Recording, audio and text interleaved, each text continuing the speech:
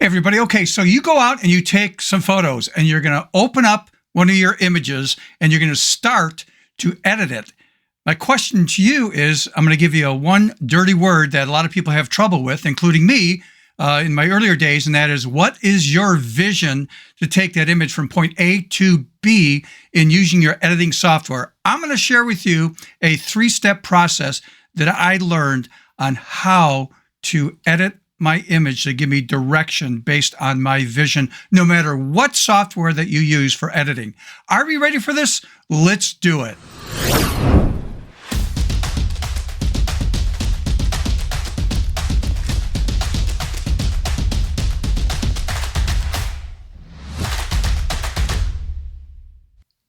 Hey everybody, welcome back to my channel. If you're new to the channel, this is dedicated to photography and as a photo artist, trying to push ourselves out of the box creatively.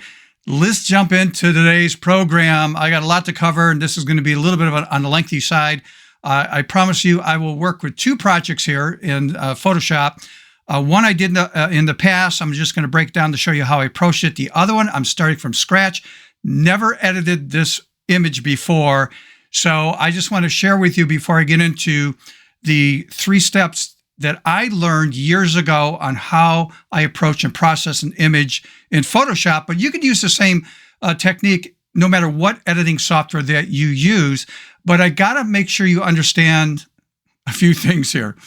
Number one is, I've mentioned this in the past, about 90% of what I present to you guys, I'm not taking credit for this stuff. It's things that I have learned from my mentors from the past and still today as I apply it in my photography work and when I was in business doing client work. And if you've been following me, you know that this year in 2025 in May, I decided I'm stopped doing client work. I'm supposed to be retired a couple years ago, but I got so busy because I couldn't say no. But the point is, I don't want to take credit for what I'm going to share with you. That's my point. So I will say this. I am really good. In fact, I'm way above average in 3 areas. Number one, I'm really good at making mistakes, a lot more mistakes than the average photographer out there. Number 2, I'm really good at learning from my mistakes. And people have this attitude about afraid to make mistakes. I'm afraid to make mistakes. I'm good at making mistakes, but I'm also good at learning from those. And the third thing I'm good at is mentoring. Now, this is not what I'm going to be talking about, and that is not mentoring, but modeling after my mentors. The key word is modeling. What the heck does modeling mean? Well, if you ever read self-help books, modeling just means you're going to model what you're trying to accomplish from somebody in that, say, business or career, photography as an example, that will help me get from point A to B quicker and faster than if I try to figure things out on my own. So modeling is a big deal. So before we get into the 3 steps of editing, I needed to get that stuff out of the way. Okay, so here's the 3 steps, and I'm going to walk you through the 3 steps when I work on an image. Step number 1 is called normalizing an image. Step number 2 is cleanup. And again, I'll be doing this and describing more in depth on the steps. And step number 3 is actually called creative design and creative editing. And based on that, we'll determine the tools and techniques you use in your editing software. The first 2 steps, you'll be doing basic editing, but the last step, you move into other techniques, say in Photoshop, because that's what I'm here for, to demo this in Photoshop. Okay, so with that out of the way, let's take a look at these 3 steps in depth. Are you ready? Let's do it. All right, before I open up this image in Photoshop to work on it, you'll watch me maybe change my mind, make mistakes, because that's a whole process. Sometimes we have to do trial and error to see what we like. And if we don't like something, we'll change our mind on stuff. But I want to make sure that we understand the steps. But the key word here that a lot of people have trouble with is something called vision. What is your vision? And I'm going to give you, if you stay to the end, I'm going to give you an exercise on how to develop your vision on where you want to go with your image. Now, here's why this is so important. Some of you have been following me for a while know that when I retired officially in 2016 from traveling 20 years of doing Photoshop conferences internationally, I was recruited in 2019 by a local photography school here in Michigan, and they asked me to teach Photoshop classes for them, and it also led to other types of classes there. And I did that for about 3 years, and I stopped. I think it was in 2022. I'm sorry. But anyhow, here's the problem I had when I did this 5-day workshop in Photoshop, and it was it was 5 days, but it was once a week that we met for 5 weeks in a row, I should say. And it was like a 3.5-hour class. On the very last day, they were known ahead of time coming into the fifth week on the last day. The first half of our session is going to be dedicated to other techniques we can do in Photoshop that I was going to be teaching. The last hour and a half or so of that day, they were supposed to bring in at least a half a dozen of their own images from a photo shoot. Didn't matter what it was. Landscape, portraits, the list goes on. It doesn't matter. And then they were to edit those images, and I was supposed to walk around and assist people when they were stuck and wasn't sure what to do. They needed help. I can't remember. I want to do this, but I don't remember the steps on how to do it. That was me going around helping them. Well, man, I got flooded with people doing this. Steve, I need your help. I need your help. So I'd walk over there and say, what? What are you up to? Okay. And they go, I'm confused. I don't know where to start. And so my reaction to them was, okay, what is your vision? In other words, we need to take what you have in this image right now, and you want to move to a certain point that is based on your vision. Where do you want to go with that image? And the common response I got back was, I don't know. I don't know my vision. And then in my mind, I'm thinking, well, then how can I help you? Because if you don't know your vision, and I was getting, well, if it was your image, what would you do? And I'm thinking, and I've actually said this, well, if I tell you what I would do, it becomes my image, not yours. You're supposed to have your own vision. And that's a dirty word with a lot of people because they don't have any vision. So I promise you at the end, I'll give you an exercise for the ones that are serious on how you could develop better vision for yourself in your photography. Okay, but let's jump into this mini project. I've never edited this video before, so you're going to see me make a lot of mistakes here. So let's get started. Okay, as I open up this image in Photoshop, I just want to remind you, I want to talk about those 3 steps in depth. Step number 1 was normalizing the image. What does that mean? I will demo that for you. Second is cleanup. And then the third one is where you get into creative editing based on that dirty word vision that we talked about earlier. So if you stay to the end again, I'm going to give you an exercise that will help you to find your vision or better vision to help you go from point A to B. All right, so let me open up this image. So I'm just going to double click on my workspace here. And this is the image I'm going to work with. Now, I've never edited this before, so let's click on open. And because it's a raw image, I want to talk about how this image was taken and what camera I used, because everybody's going to ask me that. And because it's a raw image, it automatically opens up in Adobe Camera Raw. You could do this in Lightroom. You can do this, what I'm going to share with you, in any other editing software if you want. It's all up to you. But I want to make sure we understand the 3-step process more in depth. So let's talk about the camera I used here to get it out of the way. If you've been following me for a while, you know that when I travel, I use a point-and-shoot camera by Canon called the G1X Mark III. I had the original GX camera years ago, and I upgraded it a few years later. But it shoots 24 meg, no interchangeable lens. You could zoom in and out, but it does shoot RAW really well. And that's my travel camera. I'm here with my daughter as a gift. There's a combination Father's Day and birthday gift where we went out on a week trip, and part of the trip was we went it was called the Rocky Mountaineer Train Ride. It was a 2-day trip on a train. Incredible trip. I highly recommend it if you're in the States, ever get the chance to do it. You started in Moab, 2-day trip, we ended in Denver. They also offered you start in Denver, 2-day trip, you end in Moab. So we started in Moab. We decided to go a couple days before the train trip because I wanted to go and she wanted to go because she'd never been out west and she's never seen like mountains, that kind of stuff other than pictures. And she's always heard about Moab. So we decided to go to the Arches National Park. We had to take a bus tour to get in. So we're with a group of people. Now, if you're a landscape photographer, which I am not, but I'd like to get into landscape now because I'm not doing commission work anymore. working with clients. I want to experience other parts of photography in my life. And I know that if you're a landscape photographer and never been there before, you will hyperventilate and you will pass out. I mean, it's just, as we went to different locations, our jaw just kept dropping. It's like, oh my gosh, oh my gosh. It's just incredible. The problem with going with a group, and if I was a landscape photographer, I wouldn't. I'd have a rental car or whatever and drive in and go where I want to go by myself, is you got people walking all over the place. And so there's a lot of distraction. So let's take a look at the first step, and that is step number 1 is to normalize the image. What in the heck does that mean in depth?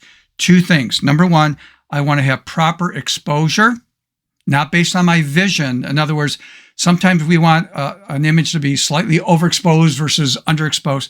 No. Start neutral, try to get it. This is like a properly exposed image. To me, that looks like properly exposed. Maybe a minor adjustment, but not much right there. Number 2 is let's make sure we have what's called a neutral white balance. And I want to talk about the importance of a properly neutral white balance. And it's for people that buy presets, or you have a plugin that has, like me, I use occasionally something called, this is by, oh God, I'm trying to think of the name of it. It's Optics is the plugin, and it has and you've seen this in the past, I've opened that up occasionally, but it's, they have a collection in there, plus other things, but a collection of film stocks. So if I want to have an image look like, a lot of you don't even know what this might mean in that based on your age, but I want that Kodachrome look from Kodak. I want that style and look, that emulation of that on my image. No, I want this Fuji film stock look, or I want this other, Ilford stock look, whatever. So all these presets are designed off a normalized image that's based on proper exposure and, again, a neutral white balance. And I've heard the frustration when I do classes or people come up to me privately and say, I bought a set of presets that I really liked the cinematic look. And every time I apply it, it doesn't look exactly right. And I end up adjusting it and it just doesn't look like what it's supposed to. Is that a bad preset or what? And I go, no. I said, was your image normalized? What's that? Type of thing. And this is what I'm going to share with you, because properly designed presets are based on a normalized image with proper exposure and proper white balance. It's a neutral white balance. If your white balance is on the warm side versus the cool side, and your exposure isn't it's on the darker side versus, it throws that whole stock thing off, that preset off, and all of a sudden the look isn't what it's supposed to be, and you're fiddling around changing stuff, especially when you have a body of work that you want to maintain that look on all your images. We want to start out, again, with that normalized image. So let's start out with, let me go over here, and the very first thing is my exposure. We go to the light category here. And again, if you're using Lightroom, you can do it there. And the exposure looks pretty good to me, but as a starting point, if you're not sure, just hit the auto button. Now, a lot of people are against that, but I'm not, because if I do auto, it just gives me a jump start, and then I can tweak that. So I'm thinking, okay, it changed a bit, but to me, it's a little bit too dark, so I'm going to move my exposure here to the right a little bit, just to get a better look there. And then shadows look pretty, let me play this. I might bump up my shadows a little bit. Okay, so I'm done. My exposure looks really good.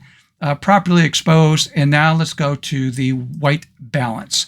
And I'm going to go to a category here called color, and by default as shot. So I did a pretty good job on that point and shoot camera on my settings where I set the white balance. And again, a lot of times we're in a hurry, we don't have the correct white balance, and it might be, well, let me do this. It might be more on the cool side. I'm overdoing this so we can see this, or it's more on the warm side. So, we didn't have that set properly in our camera, so we want to get a jump start to change this. So you can move the sliders around to adjust that, but you can also do something like this. Let me move this to the right. You can actually grab this eyedropper and select something that is a good neutral white, like maybe the shirt here. If I click on that, that will adjust it. But if you have something that's not a, say, neutral gray or neutral white in the image anywhere, that's where you can start with the auto feature. and choose, auto in that category, and then make your adjustments. So if I did choose auto here, to me, that is off a little bit too much. So I'm going to move that. Well, I'm going to move that. It's a little bit too warm for me. So I'm going to move that down a little bit right there. Or again, with the eyedropper, oops, I got to activate the eyedropper and just click on that white neutral area. That adjusted it. So again, you might say, it's a little bit too much. I'll make my adjustment. I'm trying to make this as neutral as possible. That's my point. Okay, now that I'm done, I'm just going to click on open, and we're going to work on step number 2, and that's cleanup. Now, step 1 that I just did and step 2, if you think about it, is just basic editing. This is nothing high-end or fancy here. I'm going to do Control J, Command J, only because I want to show you before and after here. And again, basic stuff. So cleanup, what does that mean? Let's get rid of anything that's distracting in the image. Steve, I don't do landscape. I do portraits. Fine, you're still going to do cleanup. In a portrait, it might be this person has some blemishes on their skin, and we need to remove that. On her blouse or the guy's shirt, there are some loose hairs. Excuse me. Boy, I always lose my voice here. Sorry about that. But there might be a loose hair, might be lint. So we need to get rid of those distractions, right? You might do a lifestyle shot. You got flowers there, and you missed some pollen or something that fell on the tabletop and it showed up in your image, and we need to clean that up or something. So right here, I got distracting people. And again, because I'm in Moab and we had to go on a bus tour, there's always people, in our way and stuff. So I got to deal with the best thing. So let me zoom in on here because we have some people. I don't want that distraction in the image. So it just amazes me about Photoshop. In the earlier days, we had things like, we never had spot healing way back when, but we used to do things, the clone stamp tool and patch tool and healing brush, and they were like okay, but boy, we got better tools today. So I'm going to use something called the remove tool, because this is like on steroids right here. If I click on the remove tool, you're going to see that my options bar at the very top here, Photoshop changes. I want to make sure that you have internet connection. That in this drop-down menu, you have generative turned on, generative AI. And I don't need to sample all layers because really I just need it to work on this one layer right there. And I have this deselected, remove after each stroke. Well, instead of me making a stroke and then it, takes care and removes the stuff, and then I got to go paint somewhere else, I want to do everything all in one motion if possible. But to save time, I'm going to go to this drop-down menu, which we never had a few years ago. It says find distractions. That's why I love this tool. So on steroids here, where if I had wires and cables that are in my way, it'll help take that out. But there's people, and it'll identify the people. So I'm going to click on that, let it do its job. And it, almost did a perfect job. It missed a couple. So I'm going to come over here. This looks like somebody's hat right here at the bottom. So I'm going to paint over there, and I'm going to click and drag and paint over this area, maybe up right there. And now I think I got everything selected I wanted to have selected. Now I'm just going to select the check mark there to say, let's apply this and let it do its thing. So it's going to remove those areas, attempt to, this just, if I saw this 10 years ago or 15 years ago, I'd pass out. But unbelievable that some of these tools that we have that we sort of take for granted, if we didn't come from earlier versions of Photoshop from years ago. So here's my before and after. Okay, so there we go. All right, so with that done, that is step 2. Now, basic stuff, right? This is not high-end editing at all, but this is called cleanup. And then, maybe there's other areas of the image I need to work on or something like that, but this is step number 2, and that is cleanup. So remember, step number 1 is normalizing your image. Step number 2 is cleanup. Now the hard one, because the editing tools that you use in your software, and this is, again, we're using Photoshop here, is going to be based on your, again, vision, which is based on your creative editing, meaning based on my vision and where I want to take this image will determine what techniques I'll be using in my editing software like Photoshop. And again, if you stay to the end, I'll share with you an exercise on, again, building your skills on vision so you have better vision in your projects. All right, so let's take a look at, when I grabbed this image from Moab, I'm thinking, you know what? I do a lot of fudging and goofing around a little bit and playing. So I decided to do this. I'm going to grab my open dialog box here. And I found this. If you guys know, I have a total collection of different elements and backgrounds and things that I own. I have a whole bunch of shrubs and trees and things.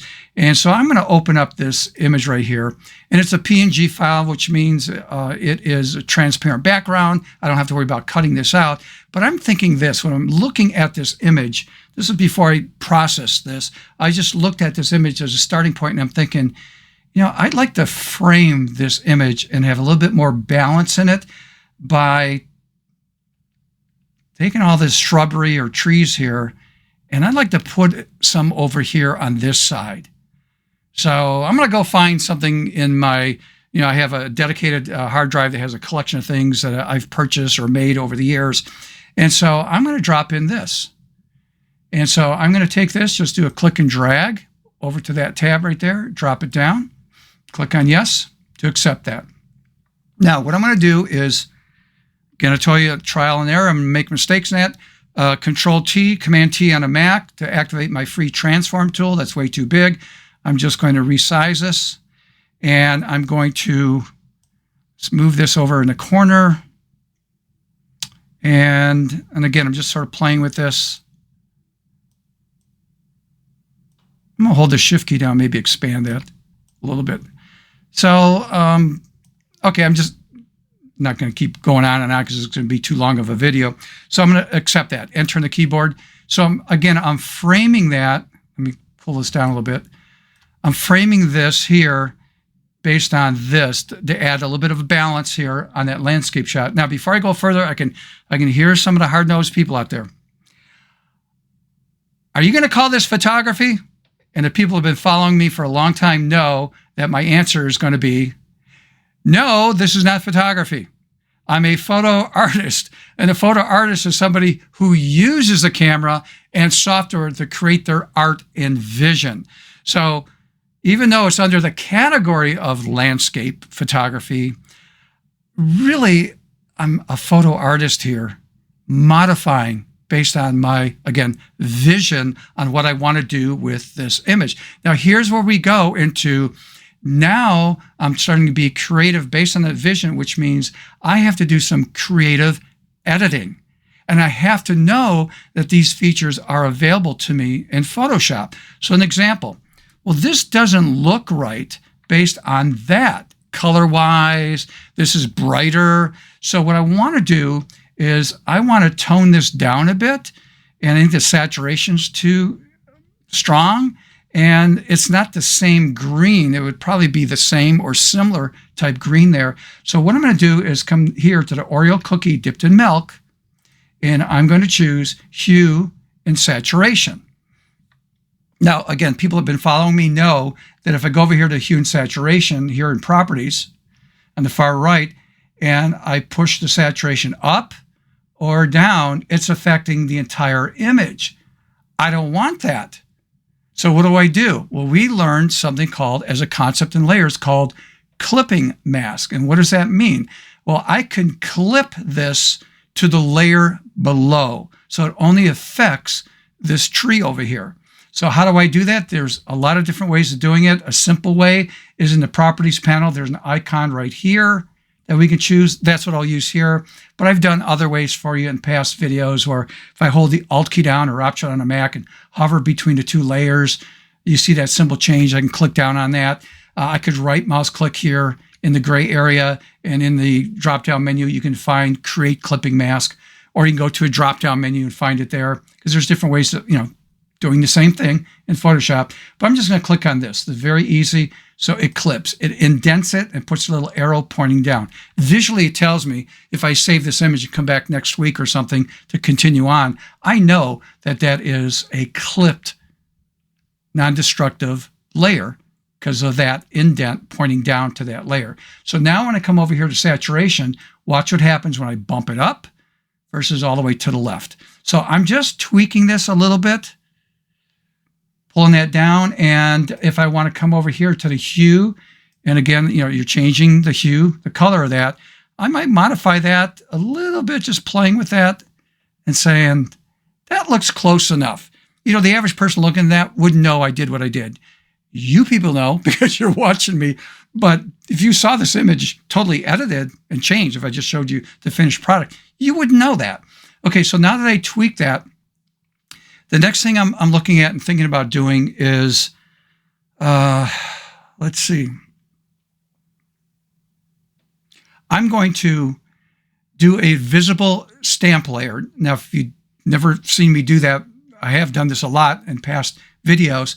But a visible stamp layer means I want to consolidate everything down to a single layer of all my changes here. So I want to be at the top of my stack right here. I'm going to do Shift Control Alt E like an Edward, and that creates a visible stamp layer. In other words, it's taking all the visible layers, consolidating everything on a single layer. If you're on a Mac, it'd be Shift Command Option E like an Edward to get that visible stamp layer.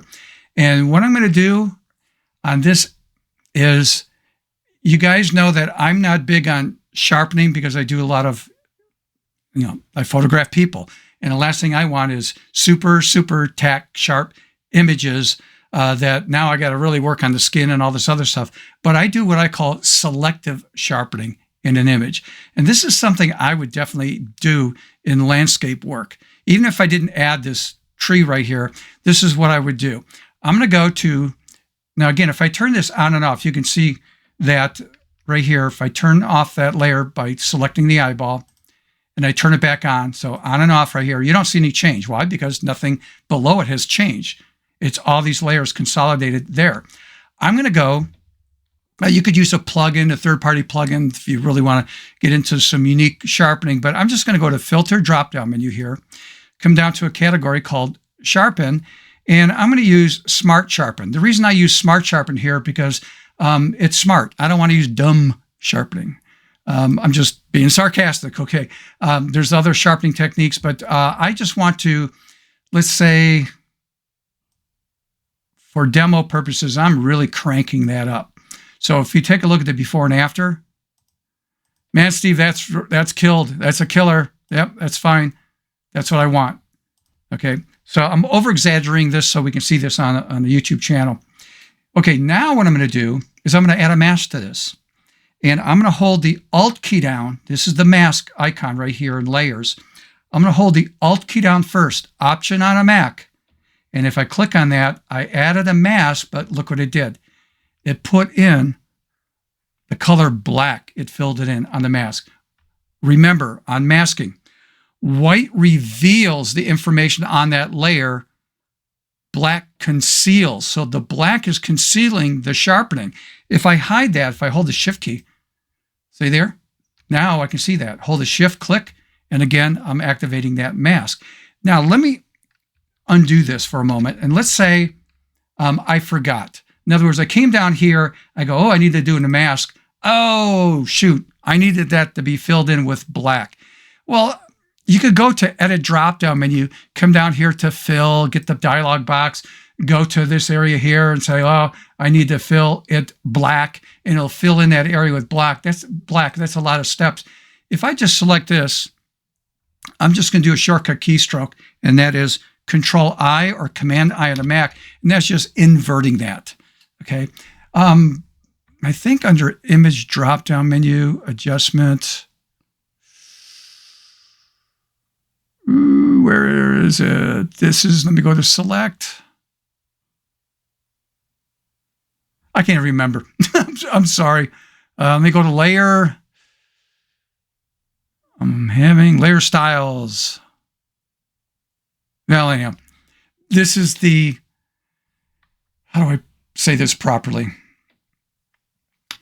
The bad thing about doing a lot of shortcut keystrokes over and over again that I'm so used to doing without thinking is I can't remember where things are manually in the drop-down menu, so I apologize. But there's a long way of doing it. For me, time is money. When I was working with client work, especially weddings, I want to get through images quick. The core shortcuts keystrokes that I share with you guys over and over again is I just beat to death without thinking. I'm just doing it. The bad thing is if you're teaching and you go, well, isn't that available in the drop-down menu? And I go, yeah, I just can't remember exactly where it's at. So I apologize for that. Anyhow, so this is blocking my changes. Now I'm going to grab my paintbrush, right? B for brush. Just tap down B. But again, if you want to manually go there in your toolbox, right there, toolbar, grab your brush. I've got this opacity. The last time I used it, I guess it was 50%, but yours might be set to 100%.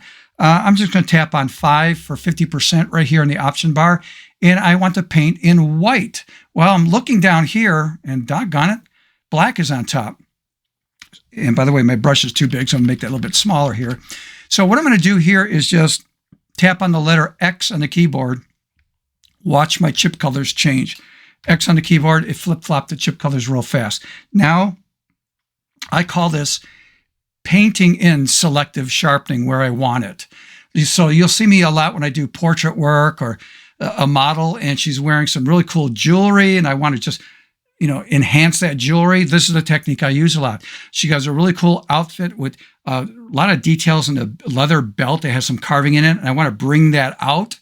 But I don't want to sharpen the entire image and bring out imperfections maybe in the skin and that kind of stuff. So I'm selectively sharpening different areas. So again, I'm just going to show you if I click and drag in these areas. And the reason I'm over-exaggerating this here, I may not go that far, but I want to make sure that you guys see this. In fact, you know what? I'm going to make it 100%. So 0. So I'm painting in 100%. So maybe I want to bring in a little bit of sharpening here, just sporadically here and there in my image in certain spots. Let's go over here. Let's go over here. And if you feel that, again, I'm just going to do this really fast. So you can see that if I turn this on and off, you can see I did selective sharpening. Now, the cool thing is on this layer, I went too far. Well, what if I pull the opacity down to maybe 50% or close to 50%, turn it on and off? Hopefully you can see that. So maybe I'll push that up so you can see a little bit more better, better on the video. Okay, so again, it's that nasty word, vision, my creative vision, where I want to bring this image to.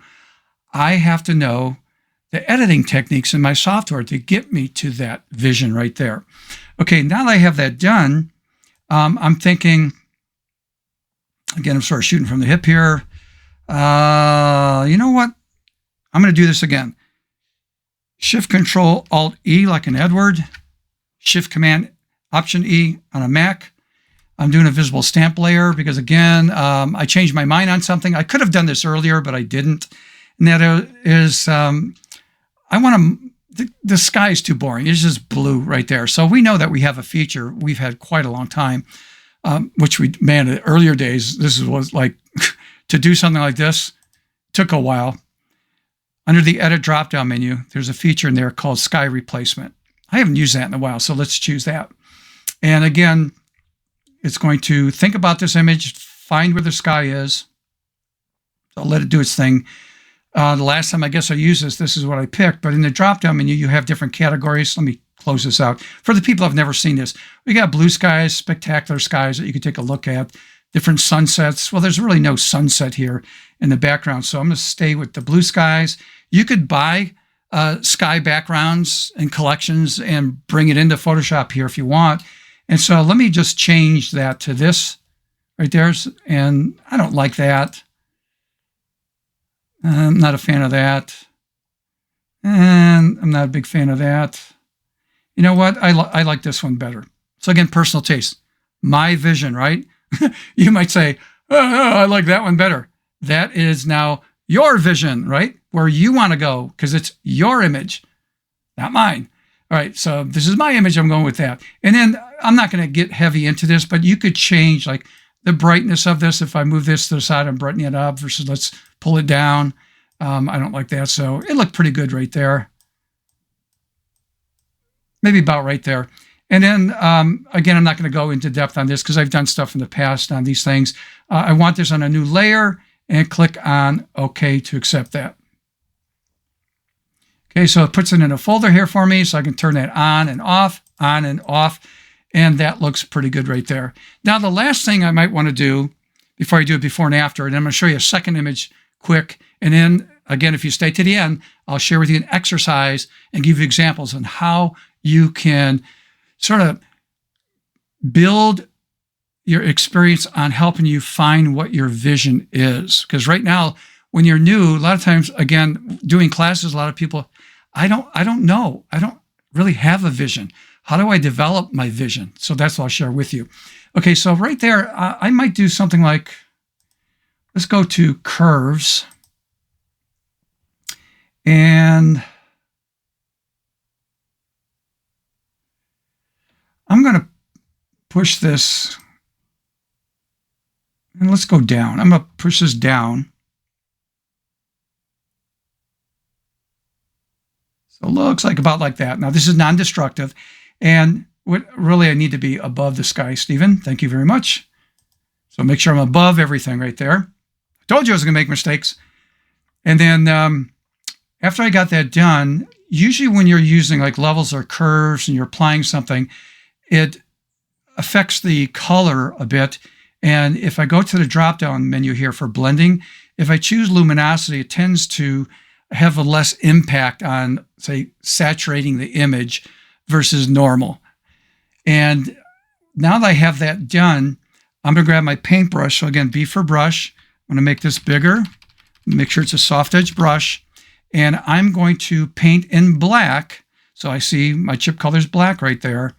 And remember the rule, white reveals, black conceals. So the white is revealing what I just did in the curves adjustment to darken the image right there. And I'm going to paint now in black. So black conceals what I'm doing, but I'm going to do that at about 50% opacity. And I'm going to do this. Oops. What did I do wrong? I told you I'm going to make mistakes. I'm on the wrong layer, Steve. You need to be on the masking. So make sure I click on the mask. And now I'm doing this. I'm painting, in black over the area in the center. So I'm doing a creative, let's see right there. Let me keep moving on this. What do you guys call this? What do you do this? A little quiz. What am I doing here? Because I want to draw the attention. Right? The boundary around there. What am I applying? Anybody? Put it in the comments right there. I'm not going to give the answer because there's a lot of different ways of doing that. You can open up in other softwares to apply this, but this is manually me doing this. Turn it on and off. And if I want to go over here, I can say, let's feather that out in properties. So it's feathering that mask right there. So again, turning that on and off, but the entire layer to turn that on and off, on and off. Okay, so that could be the finished project right there based on, again, my vision. Let me just quickly review what I just did. And by the way, let's do a quick before and after.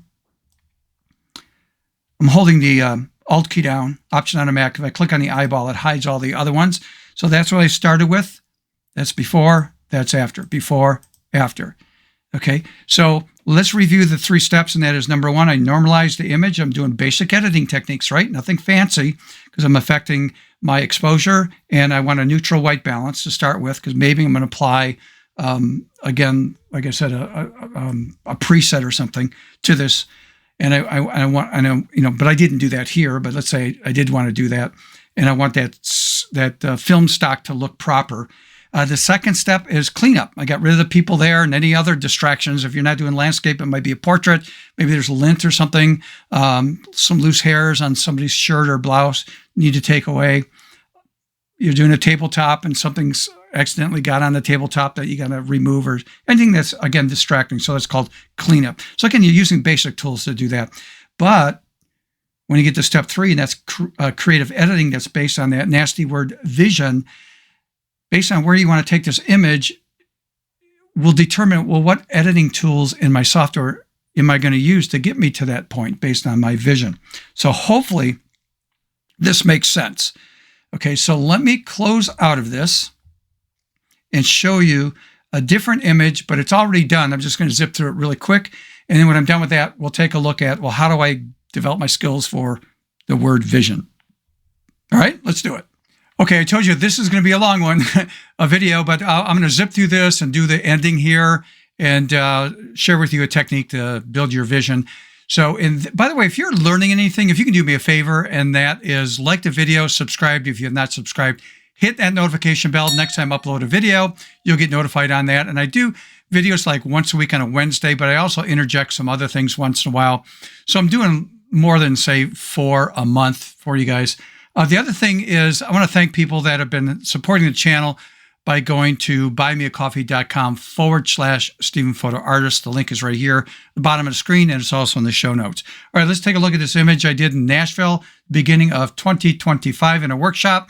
And let me just show you what I started with. And again, when I photographed her, let me come over here.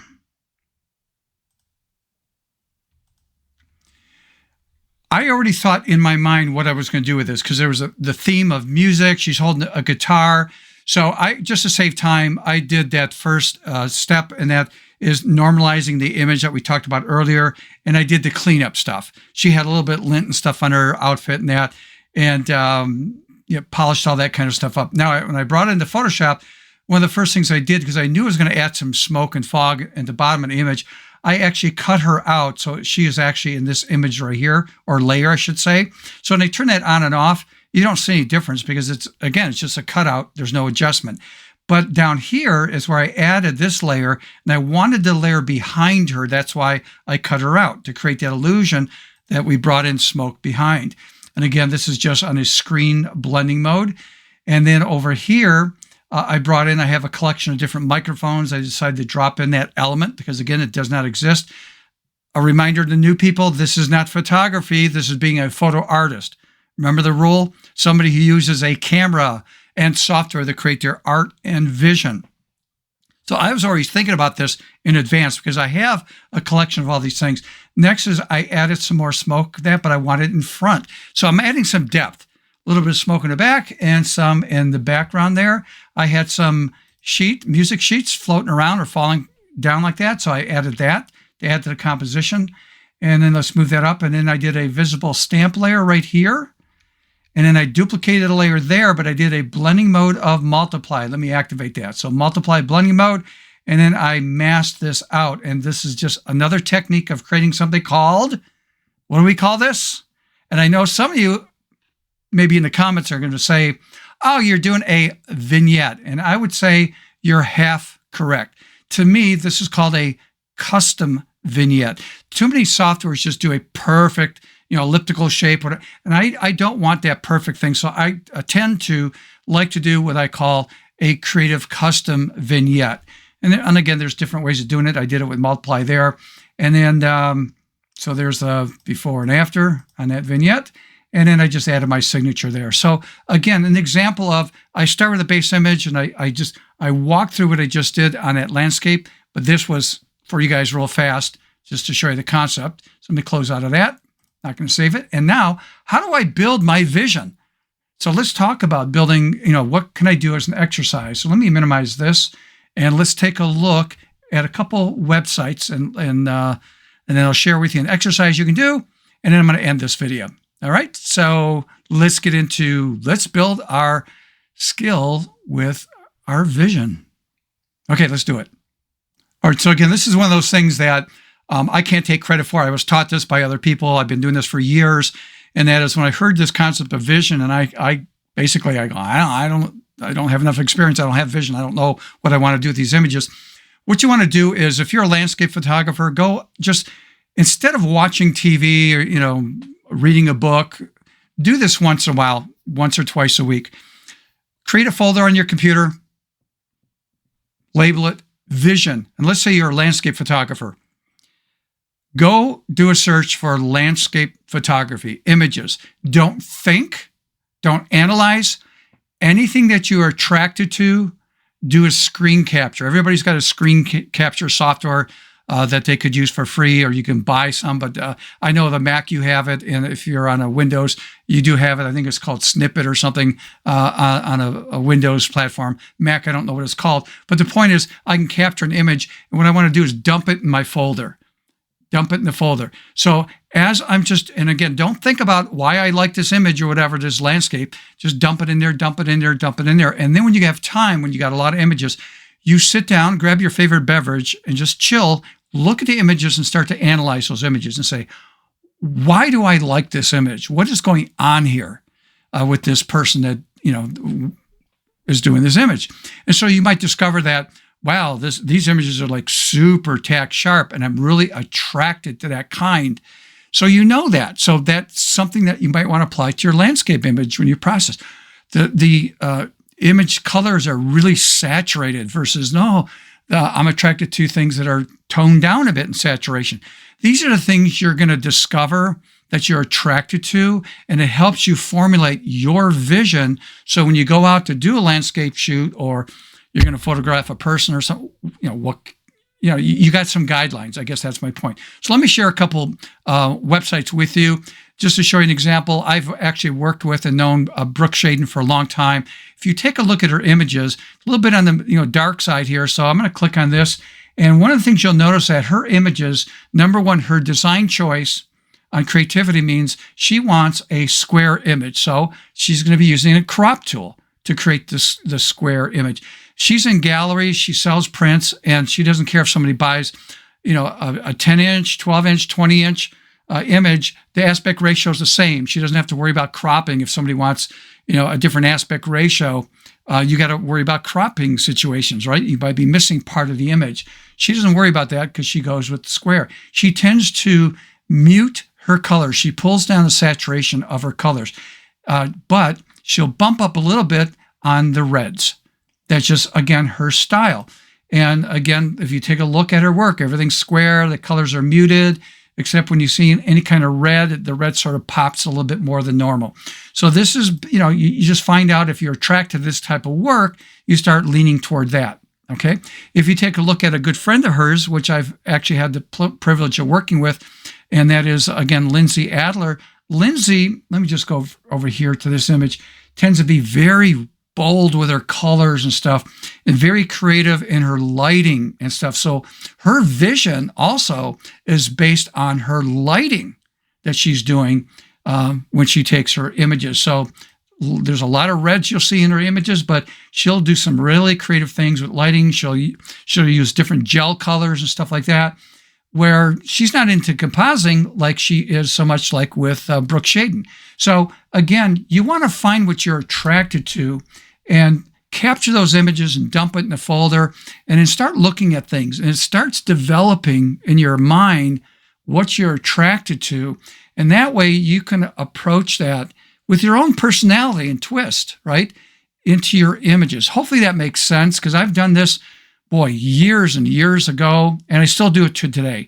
Once I get into probably a little bit of playing around with landscape photography in the future, what do you think I'm going to do? I'm going to start studying other landscape images from other photographers, and I'm going to find out what I'm attracted to, and cherry pick some things so I can load up my personal vision. And that's the keyword, vision. So again, just a quick review here. The 3-step process is, number one, we talked about normalizing an image, which you're using basic editing techniques on adjusting your exposure and having that neutral white balance. And then the second step was cleanup work. And then the last one is now, based on your vision, where you want to move that image to. And based on your vision, will determine what type of editing tools and techniques in your software you're going to use to get there. The better techniques you know, the better your results will be. Okay, sorry about that. All right, people, until next time, think creatively out of the box. Literally think creatively out of the box. Until next time, see ya.